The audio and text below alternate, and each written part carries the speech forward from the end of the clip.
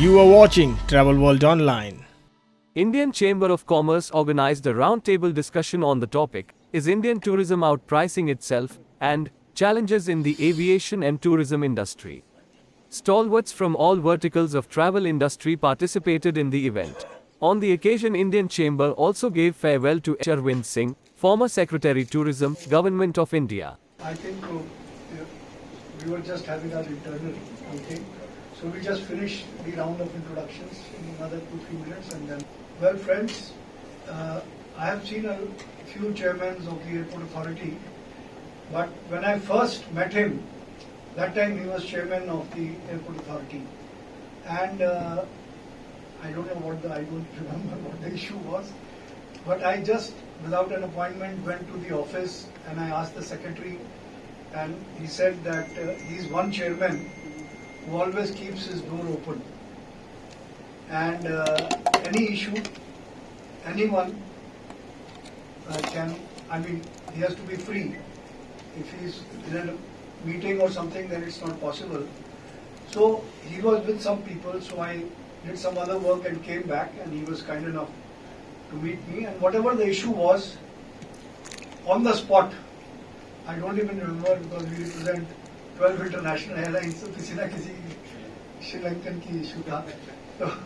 So he immediately, without without knowing me, without anything, he immediately. So I have become personally his admirer.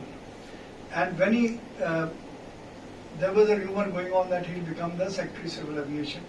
So, but instead of Civil Aviation, he became Secretary Tourism. और tourism में, you see,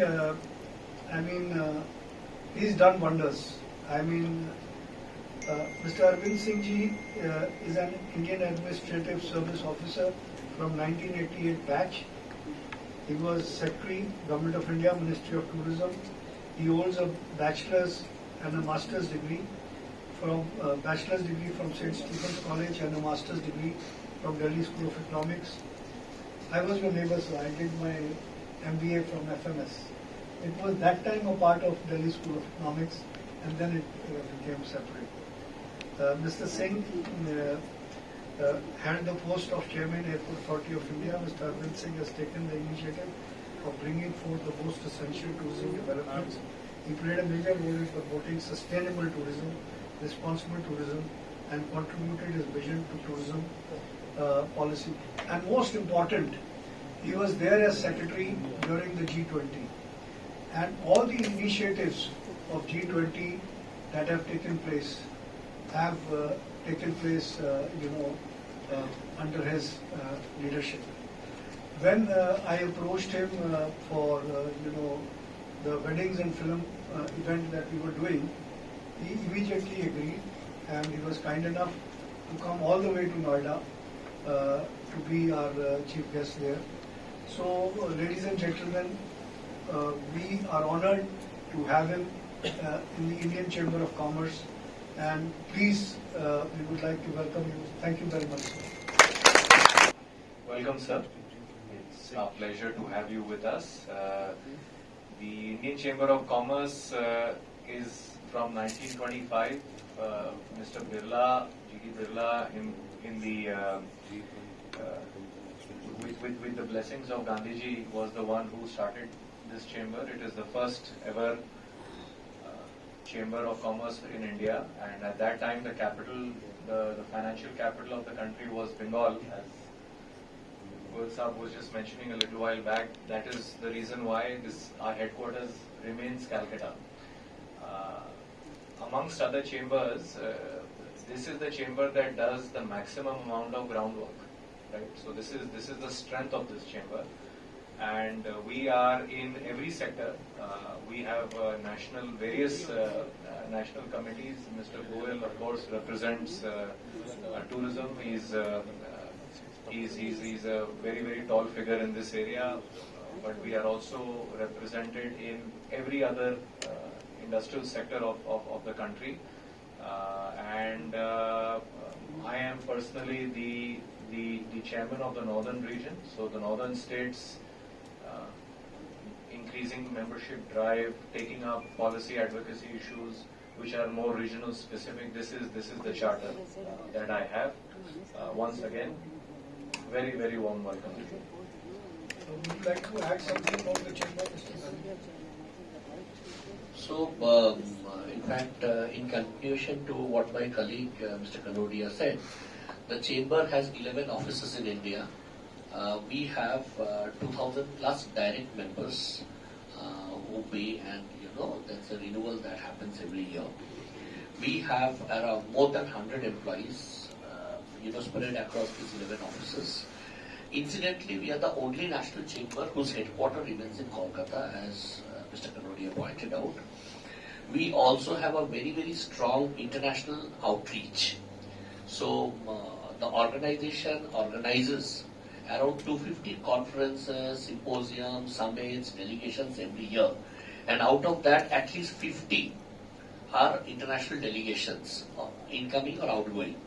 So, we work closely with the Ministry of Commerce, and we are the nodal agency for Government of India to handle India's outreach on power, energy, homeland security, defense, textiles under MAI scheme. We also do few programs supported by Government of India, Ministry of MSME on food processing side globally. Like this year we are going to Abu Dhabi Food Festival. And MAI is something where few of us, including myself, we have divided the globe into continents. And each of the senior leaders, we oversee India's outreach and our members' outreach in those continents. So, like we have a head who handles Latin America. So, anything, any power exhibition, anything with respect to India's outreach in Latin America is handled by her. It's like that. We have a head for Oceania. So, anything with respect to textiles in Oceania is handled by her. In the defense and homeland security, we are highly respected. We handle India's participation in DefExpo and in the defense exhibitions in France, which is the largest defense programs worldwide. Raksha Mantri regularly travels with the organization in all this expo. Nikhil himself has traveled to Paris. And Bangkok also, there are 2-3 defense. Every country is not capable to host. So 2-3 large exhibitions happen, and we handle those along with Ministry of Defense and funded by Ministry of Commerce. The chamber is in the process of opening up its international offices, and we have decided on some of the locations. So it will be useful for many of you who are handling inbound and outbound tourism. Those locations I am not disclosing, but they are the most popular locations from the business point of view. If we have our offices, that will also be helpful for your suppliers, for your trade, which can be used by us. The chamber has more than 60 committees now, and our Delhi office, handles around 20 committees. 1/3 of the chamber's operations in terms of committees, outreach is handled from Delhi office. So, and we have been doing fairly large conferences, programs, multi-country participations, and we were initially, last 10 years back, we were largely Kolkata kind of, but in the last 10 years, we have significantly, it is a Mumbai, we have our office in Bandra complex, Delhi, Hyderabad. So those kind of a national expansion has happened, and it's becoming truly a national chamber now. Our president, Mehul Mohanka, this is, I think, we have broken the tradition, he's from Kolkata, current president. Amaya Prabhu is taking over as the president of the chamber, he's from Bombay. His father was the commerce minister, Mr. Suresh Prabhu. And then Mr. Abhyuday Jindal, who is the vice president of the chamber, is from Delhi. He will take over next year. So, it's truly a national chamber with multiple committees, and under the leadership of Goyal Saab, so many committees have already got formed, and each one will play their role in terms of, advocating on the policies. This is, I thought, it's important that I give the overall perspective of the chamber. Every day something or the other is happening in the organization. Like today, Goyal Saab is doing this. At the same time, there is a felicitation of police commissioner happening in some part of the world. Tomorrow again, there is a delegation to Dhaka that is happening. So every week, every day, something or the other is happening. Like yesterday, I had meetings with 3-4 bank chairmen in Chennai. So every day, some interaction, something, some activity is happening in some part of the world. I'll give you an interesting anecdote. In one day, we had one program in London, one in Dar es Salaam, one in Delhi, one in Dibrugarh. So all, all days, Delhi we had this yoga and Aragho Utsav in Habitat Center. Dibrugarh again, there was something to do with tourism. And Dar es Salaam, it was a power and energy. And London, it was again, India's, MSME, India's participation. So 4 teams were working in 4 locations. Very nice. Thank you. So,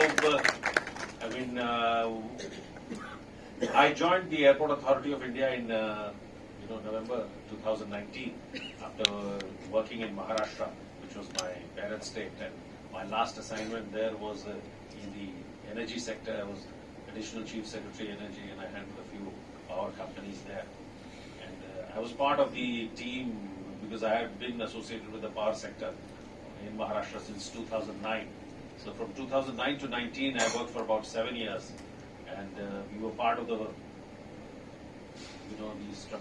growth of Maharashtra. When I went from my last deputation in Delhi, Maharashtra had an energy deficit of 18% in 2009 because of the Enron debacle that most of you would be aware of. There had been no investment in power in Maharashtra since 1995. Because after Enron came, everybody thought that, there's nothing new needed, neither the government nor the private sector. And the first power investment in generation capacity in Maharashtra came in 2009, and that too, the princely amount of 250 megawatts in a highly industrialized and most urban state of the country.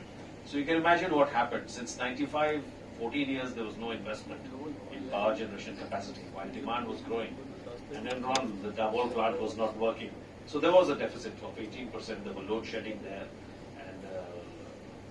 And so that was a very interesting and very taxing time because there was a lot of investment that happened in Maharashtra in the power sector between 2009 and 14. A lot of generation capacity got built, transmission and distribution capacity also got built. And the state slowly, gradually became surplus in 2016. And it continues to be so after 2016.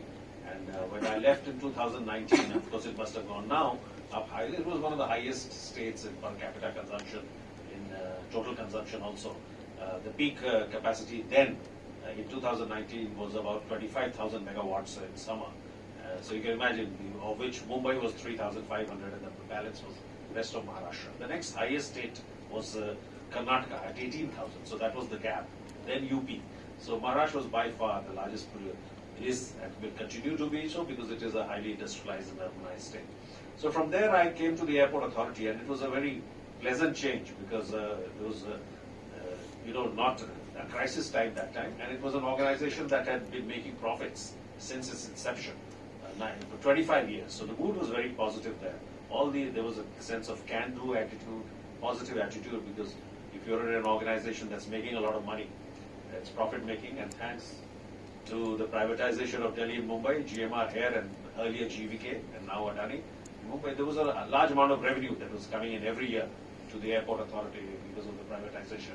And that revenue was being funneled into creating new infrastructure, new airports in the rest of the country.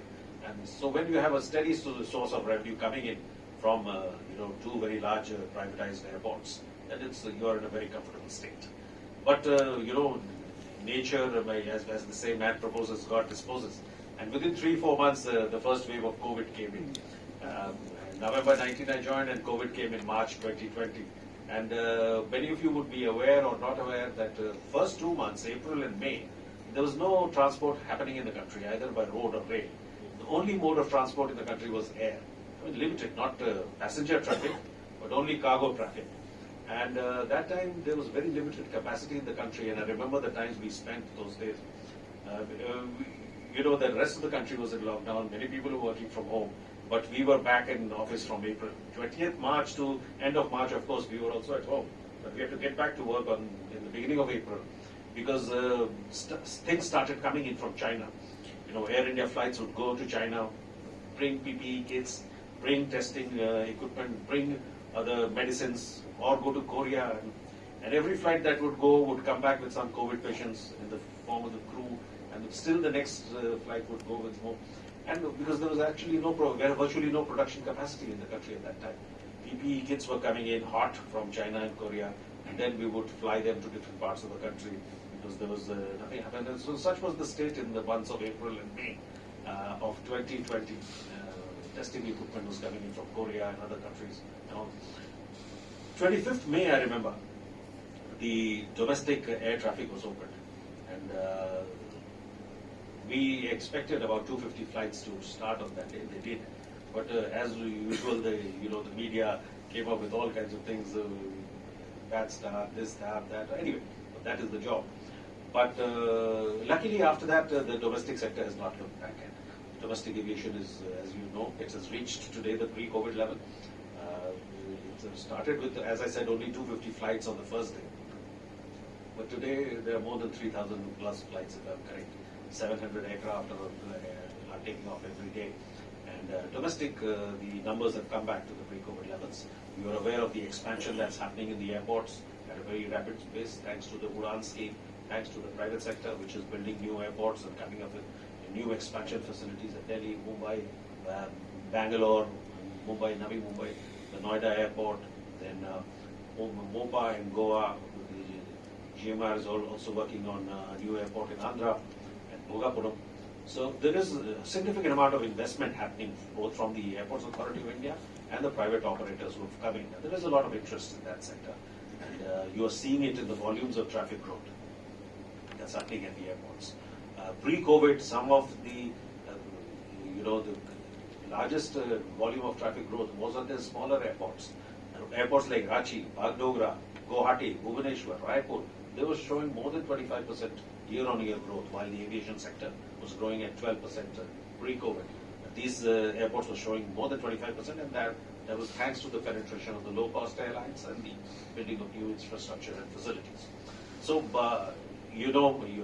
every day you hear the Honorable Civil Aviation Minister talks about the number of airports having gone up, the number of flights under the Udan scheme having gone up. The airlines are all coming back in one way or the other.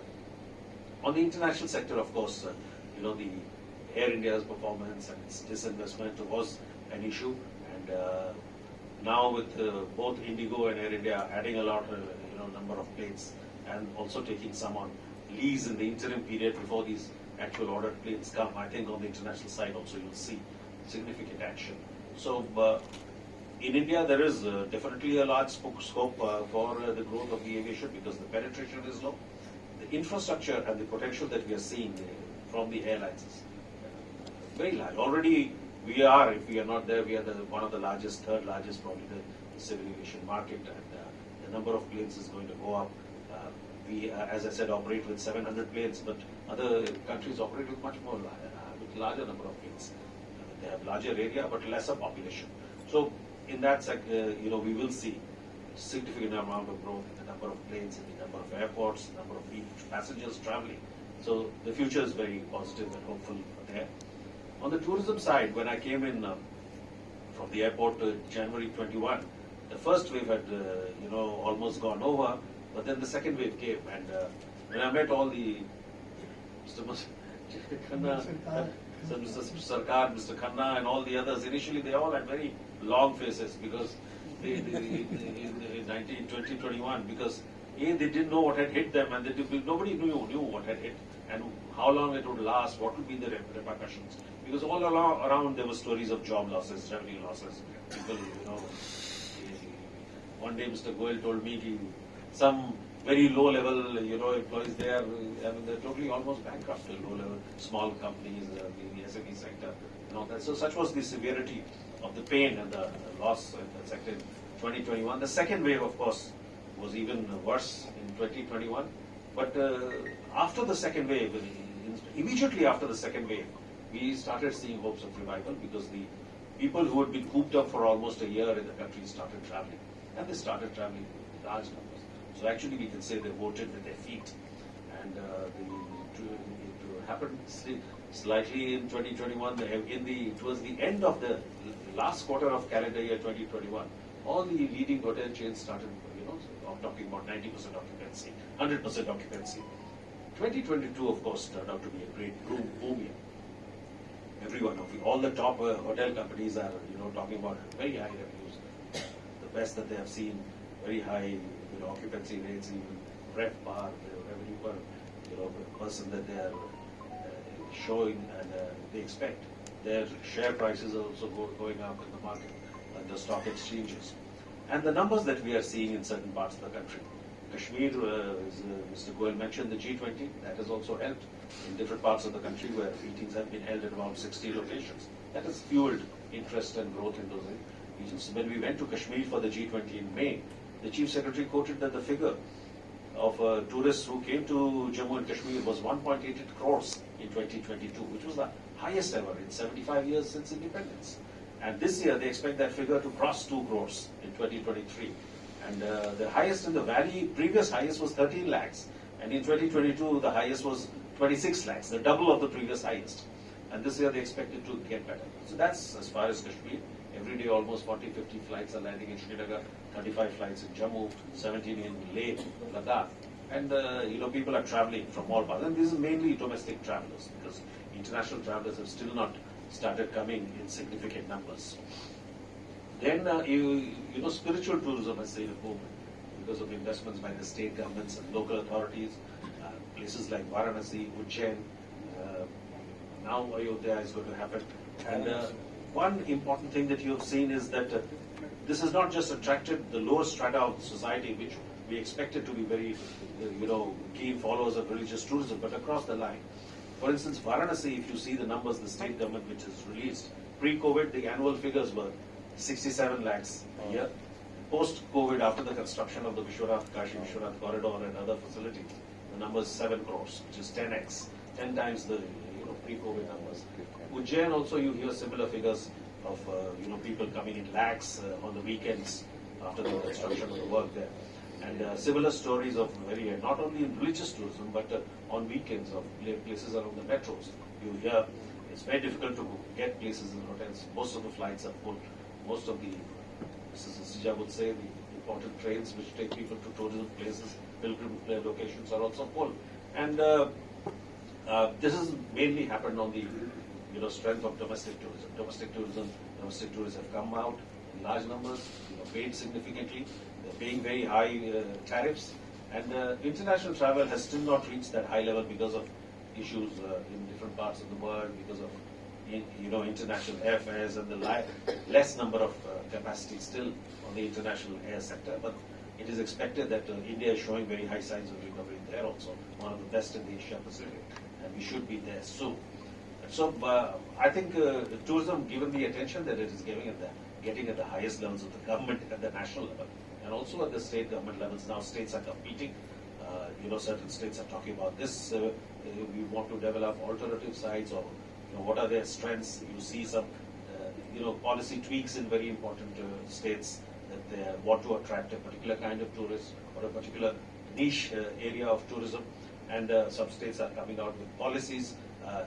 We have seen that the Ladakh in Lakshadweep, already 2 islands have been given out to a private operator to build resorts, just like Maldives. So I think these are very encouraging signs. Plus the strength of our own economy. We are now one of the largest economies in the top 5, and we will grow further. Our per capita incomes will go, middle class size will grow, urbanization will increase, and naturally these will give a fillip to tourism. And everybody expects the tourism sector to grow leaps and bounds. Some say a figure of 1 trillion by 2047, some say 3 trillion. But whatever it is, the fact remains that it will only look up and be a very important contributor. I was going through recent figures, and one of the major contributors to growth in the Indian economy post-COVID has been the services sector, maybe the manufacturing. And within services, tourism is a very important feature which contributes significantly to foreign exchange earnings, to our GDP, and to employment at the local level. There are many parts of the country which are totally dependent on tourism for local employment. No manufacturing will go. You have to just go to Kashmir and certain hill stations or remote locations to see the employment and local economic development potential of tourism that it contributes to these remote areas or the far-flung areas where alternative sources of employment such as manufacturing or very remunerative agriculture are not available. So tourism is a great source of provider of livelihoods and employment in such regions. So with these words, and I'm sure that since you all are aware that you are in a sweet spot, so to speak, right now, and thank you for the chance that you've given me to share my thoughts with you, the farewell and the affection and guidance that I got from all of you during my tenure at the Airport Authority and Tourism. And I'll be based in Delhi, so I'll be definitely meeting you all off and on occasions otherwise. So thank you very much. And